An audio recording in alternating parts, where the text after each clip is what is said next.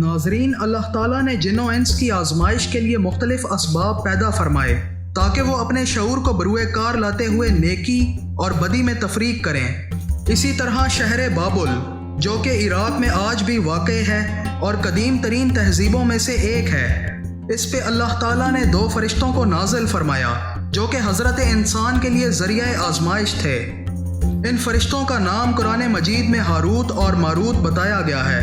ان فرشتوں کے پاس ناری اور شیطانی علوم تھے جو کہ یہ لوگوں کو سکھایا کرتے تھے۔ اللہ تعالیٰ قرآن مجید میں ارشاد فرماتا ہے، اور وہ جادو جو بابل میں 2 فرشتوں ہاروت و ماروت پر اترا، اور وہ دونوں کسی کو کچھ نہ سکھاتے جب تک یہ نہ کہہ لیتے کہ ہم تو نری آزمائش ہیں، تو اپنا ایمان نہ کھو۔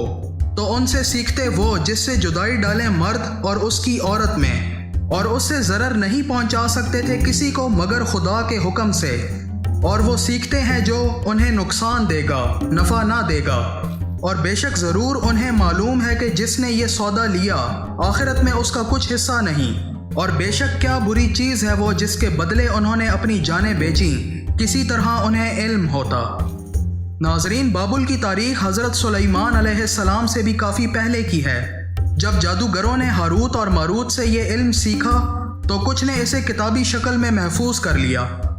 عہد سلیمان علیہ السلام میں چونکہ آپ علیہ السلام کے پاس ہر شے کی حکمرانی تھی، اس لیے آپ علیہ السلام نے یہ جادو کے نسخے جادوگروں سے لے کر اپنے تخت کے نیچے دفن کر دیے تاکہ زمین پہ مزید فساد نہ پھیلے۔ مگر بعد میں جب آپ علیہ السلام کے تخت کے نیچے کھدائی کی گئی تو یہ جادوئی نسخے برآمد ہوئے،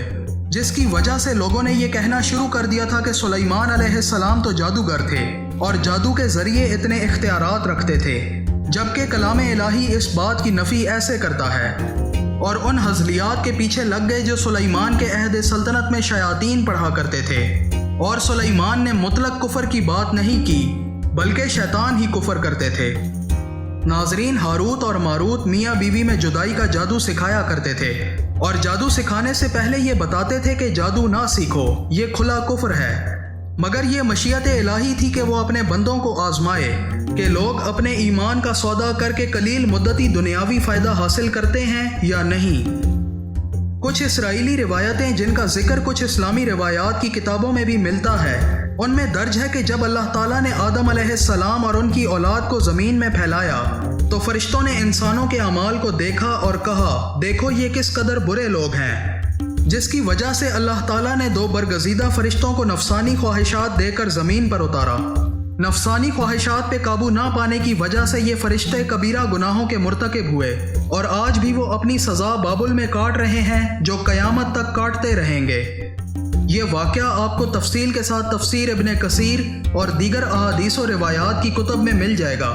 مگر مختلف مکاتب فکر کے علماء کرام ان روایات کی صحت پہ اعتراض اٹھاتے ہیں اور یہ دلیل پیش کرتے ہیں کہ فرشتے گناہوں سے پاک ہیں، اور قرآن میں یہ واضح درج ہے کہ یہ فرشتے ذریعہ آزمائش تھے۔ واللہ اعلم۔